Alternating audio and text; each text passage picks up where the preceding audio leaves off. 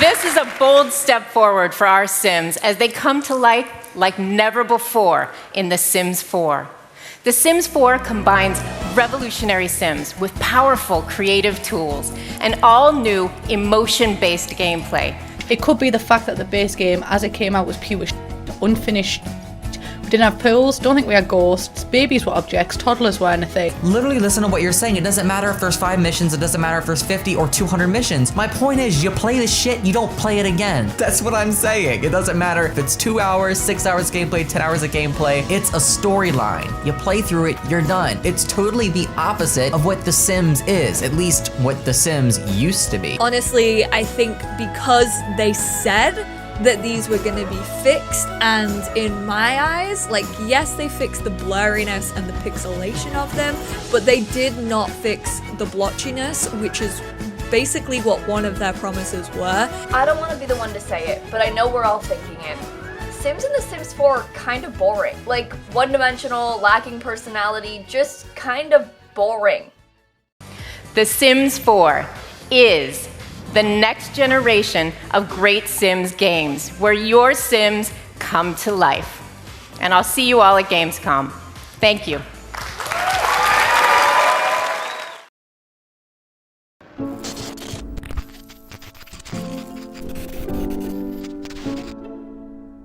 I've been playing The Sims for many years. I don't know the exact age I started playing The Sims, but it was somewhere around when The Sims 2 not came out, quite a bit after. I hadn't really understood how to play the game until I was about 10 or 11 when The Sims 4 came out. The Sims 4 was the only game I'd ever bought around the release, not the exact date either, okay? I still haven't ever done that because fucking games cost the same as like a nice pair of headphones, and when I got The Sims 4 I was old enough to sort of understand how simulation games worked and how to play them. And I was expecting something as amazing as what I had seen in The Sims 3 but couldn't really understand. But sadly, that was not even close to what I got from it.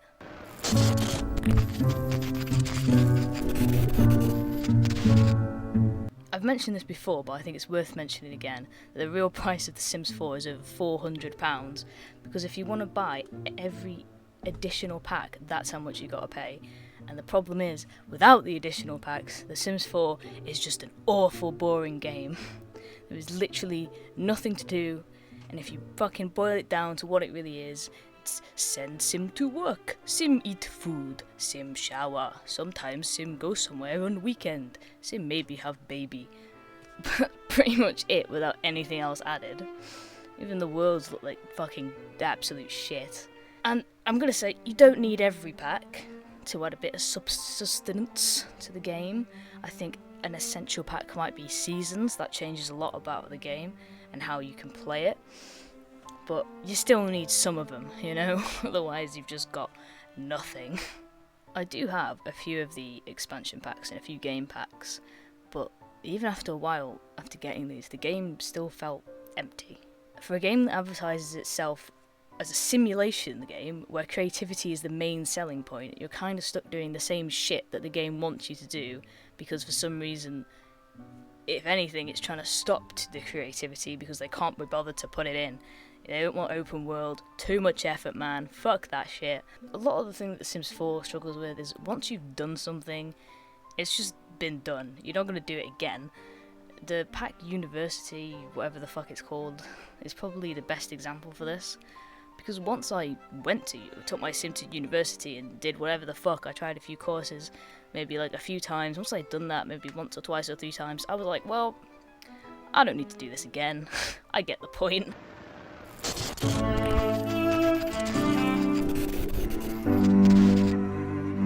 And that's sort of where mods come in. They changed the gameplay kind of completely. Mods in most games can be used to create new experiences in the game, add something to an already enjoyable experience. In The Sims 4, it's more like mods are completing the game, that's like the finishing touches, because without it, it's nothing. You obviously still have mods that are just funny for a bit of a laugh or whatever, but that's not what I'm going to be talking about. What I'm going to be talking about are the mods that fix the stuff that EA couldn't do. And I don't just mean bugs, okay? I mean actual stuff and things that need to be in the game, but just aren't. I think some of the best mods that do this. I'm not going to name them all, I'll name a few. Will be Slice of Life, Meaningful Stories, the Explore mod, Height Sliders, and fucking bunk beds. Because why don't we have them? It's literally the only thing people are asking for. Well, you know what I mean. And fucking, just quick side note, it took, what, like 6 years to add a little spirally staircase into the game when The Sims 1 had a spiral staircase at its fucking release. What? How? How is it that shit? It's clearly easy to do. Anyway, back to the mods. I'm going to quickly go through my favourite mods. I'm probably just going to go through 2 of them, to be fair. Just a quick explanation of why the fuck this changes everything, and why it improves the gameplay and makes me actually want to play the game and not just want to leave it there and then go jump off a cliff because of how bored I was from playing The Sims 4.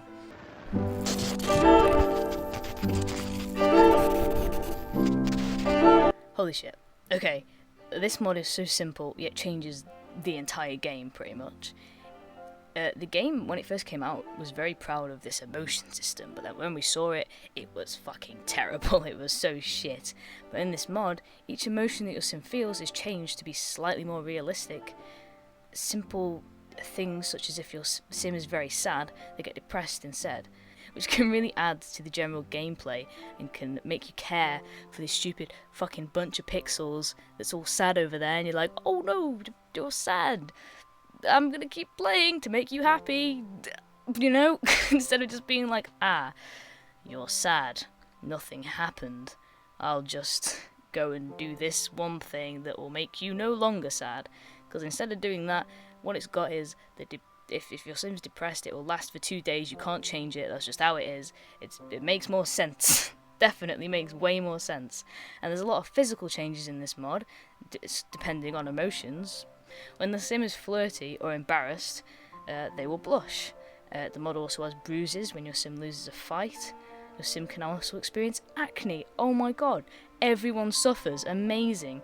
Your fucking teen sim can be like, oh my god, I got fucking acne, and they have I think this one has an insecure system, and then your sim's like, fuck, I'm insecure. Then you need to get a skincare routine to get rid of the acne.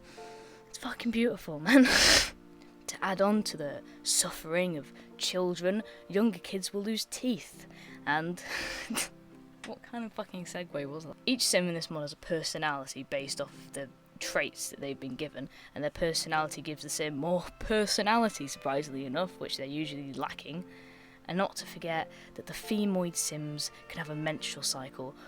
I don't know why this isn't in the game, to be honest. Like, this is just a normal thing that happens. They have like literal sex, but what? I don't know, it's weird. And they have like birth, but for some reason, it's fucking weird. Is this too much? Is this too much for a 12-year-old? I don't know. Also, Sims can get sick, like have a cold or the flu, and we're not going to talk about the flu too much. The greatest feature of all, the phone has apps with games on it for the little kiddies to play, like they really do, so you can be sitting down in like a bar, and the kid will be playing on your phone, and it's beautiful. So I'm not sure what Sims game it was. It was either The Sims 2 or The Sims 3. Maybe it was both, but one of them both had a memory system.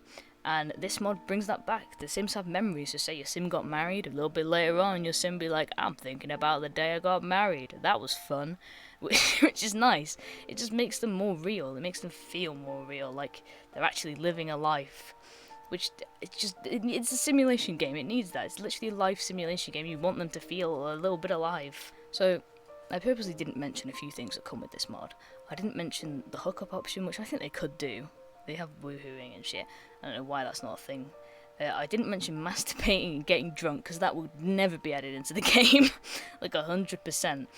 Because it's a family game. It's for the kids, it's for the older kids, it's for the adult kids, it's for everyone. And, you know, you can't add those things. This game's not an 18+. And on the topic of 18+, no kids allowed zone, grow the hell up, baby boys. We need to talk about my favourite mod.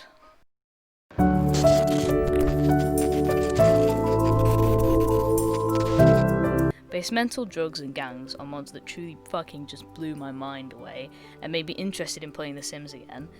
Not so much with the gangs mod, I never really cared about running a gang in The Sims. Maybe I will one day, who knows. But basemental drugs bring so much realism to the game, which could literally just never happen. It could never happen in the game because it's not a fucking... it's a kid game. But despite the fact that this is going against probably the whole point in the video, I'm still going to talk about this mod because it's my favourite mod of all time and I have so much fun with it. This mod has so much to offer, and the people that create it clearly know what they're doing, what they're talking about, and all this shit, because it's a very detailed mod. I first got this mod when I was a young little 14-year-old boy, I don't know, maybe around there, I'm guessing, that's a guess. And all I wanted to do, all my little dream was to smoke that fucking sweet devil's lettuce, man. I really did write that down. Cool. So when I found a mod that let me live this dream through The Sims, I was a very happy boy. I had a big smile on my face, and it was great. But this mod has changed so much since then. There is so many more things in this. Now your fucking stupid little teenage sim can buy a little bit of weed, smoke it, return home, and the parents can be like, what the fuck, man? I hate you. And it's perfect, because it's like, pretty much every teenager on the planet has experienced either smoking weed once or even getting caught, and this is like a big thing in people's lives that it just works so well, and having it in The Sims is such a little detail to a story, and I think a lot of people who play The Sims like the story element of creating your own little like story to these people, and that fucking is so important. It's just great. I love it. The mod is so good. The mod has many other drugs, and can I talk about this? Whatever, I'm going to anyway, because this mod's crazy. The other drugs it has are MDMA, alcohol, tobacco, cocaine, amphetamine, shrooms, ayahuasca, Xanax, lean, Adderall, and most recently LSD. And your sim can get addicted or overdose on these or go to rehab, and it's crazy, it's insane. Someone call the police, this sim is dealing drugs. Yeah, that's right, there's police in this mod with a whole system. Oh yeah, and you can sell drugs, you bad kids. You can even get involved in some fun money laundering. Who doesn't like money laundering? This is like a fucking Sims GTA crossover. Holy shit. What? Oh, did I mention that this adds an ADHD trait? And if your sim has this trait, your sim is fucking shit at doing work. It has a terrible attention span. The attention span of like fucking me. It has my attention span. It's awful. And your sim can get prescribed Adderall, and then your sim's like, oh my god, now I can do work. But then they can get addicted. Oh no, now they're addicted to Adderall. Oh, it's all gone wrong. They have to go to rehab, man. Oh my god, this fucking mod is insane and so much more detailed than any expansion pack I've literally ever seen. Most of the mods are. They fucking are insane.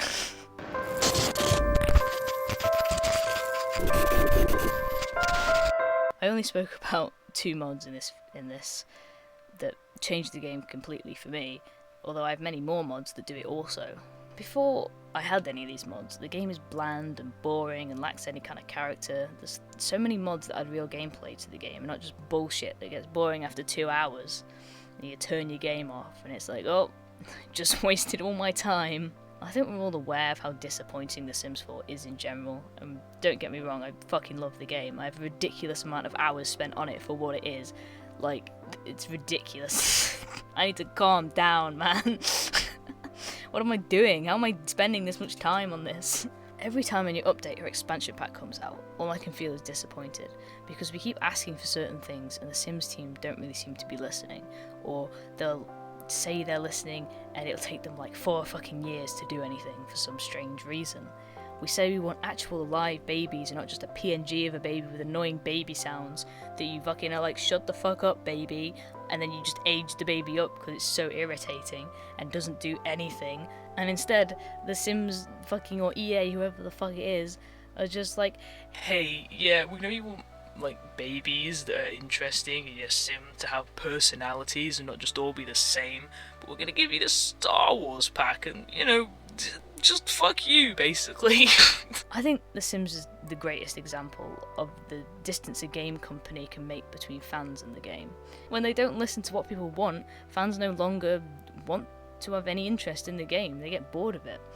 A while ago I made a video about a potential, Jesus Christ, I really used the word threat, a potential threat to EA, the game Paralives, And the thing is, if any new life simulation game has more to offer than The Sims and actually listens to the fans, the Sims franchise might just finally be put to rest. It'll probably be a slow death, but I think eventually it'll have to happen. Unless they start to actually listen to the fans, they might as well take The Sims out to the fucking back garden, shoot it in the fucking head and put it out its misery, because no one's gonna care about this game if they have better options and cheaper options and fucking options of game companies that actually listen to the fans. No one cares about you, EA. Fuck you.